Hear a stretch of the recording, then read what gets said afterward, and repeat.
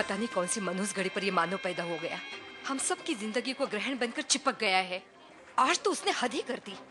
अरे अपनी तो कोई इज्जत है ही नहीं और हमारी इज्जत से खिलवाड़ कर रहा है। आई बस ना आता, जो हुआ सो हुआ। एक ही बात को बार बार दोहराने से कुछ हासिल नहीं होगा।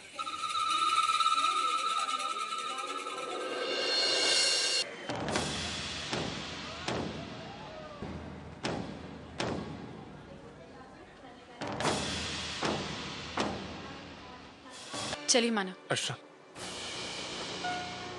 हम यहीं बैठेंगे। आओ।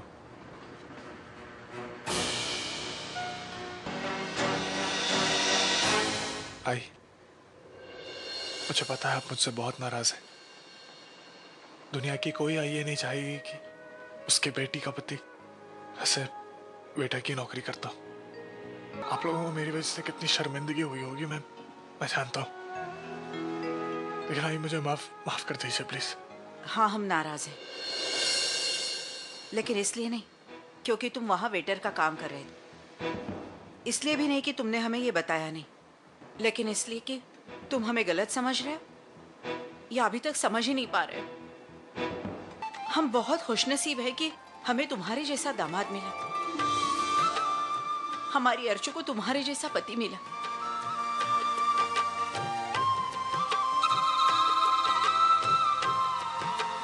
एक बार, सिर्फ एक बार मानो को सोचना चाहिए था। ठीक है, आज हमारे पास पैसा नहीं है, फिर भी सोसाइटी में हमारी इज्जत है। लोग जब हमारे बारे में बोलते हैं तो 10 बार सोचकर बोलते हैं। अब जब ये बात फैल जाएगी कि हमारे घर की बहू एक वेटर की बहन है, तो सोसाइटी में हमारी क्या इज्जत रहेगी? किसके खून को गंदा कह रही है? मेरे खून को? हाँ? जरा 4 कदम पीछे जाके याद कर, तेरे बेटे ने क्या क्या करतूत किए हैं। अभी सुधर गया है वो। भले ही मेरा बेटा वेटर का काम करता है, लेकिन 4 पैसे जोड़ रहा है। तेरे बेटे ने तो पूरा खानदान फूंक दिया था। तू अपनी सास को बोल, मेरा मुंह मत खुलवा, नहीं तो मैं इसका और इसके बेटे का कच्चा चीठा खोल कर रहूंगी। ए सविता,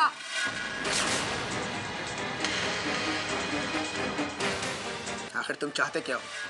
क्यों तुम मेरे पीछे पड़े हो? मतलब मैं समझा नहीं। सब समझते हो तुम। कल तुमने ही वैशाली को मेरे कमरे की तरफ भेजा था ना? क्या? ये झूठ है। तुम्हारे अलावा यहाँ और कोई है ही नहीं जो मेरे और माधुरी के बारे में। क्यों कर रहे हो तुम इसे? हाँ? क्यों तुम और तुम्हारी बीवी बार बार मेरी जिंदगी में आकर दखलंदाजी करते फिरते हो? मेरी और अर्चना की तुम्हारी घटिया जिंदगी में कोई दिलचस्पी नहीं है। बस करो, तुमने मेरी नींद हराम कर रखी है। अब मैं तुम्हें दिखाता हूँ कि मैं क्या कर सकता हूँ। गलती और सजा के लायक काम तुमने किया है। अपनी बीवी को धोखा तुमने दिया है, मैंने नहीं। मानव, कोई भी झूठ या कोई भी पाप बहुत दिनों तक लोगों से छुपा नहीं रहता। तुम ये सोचो कि जब ये सच्चाई सबको पता चले तो तुम्हारा क्या हो। अभी भी वक्त है धर्मेश, सुधर जाओ। इसे एक सलाह समझ।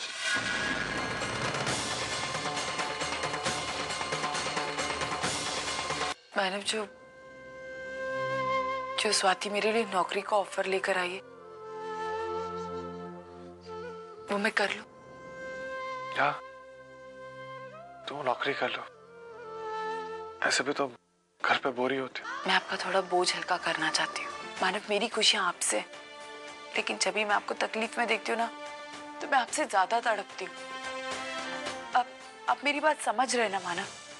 ना तो मैं कुछ बात समझना चाहता हूँ और ना ही तो मैं समझाना चाहता हूँ।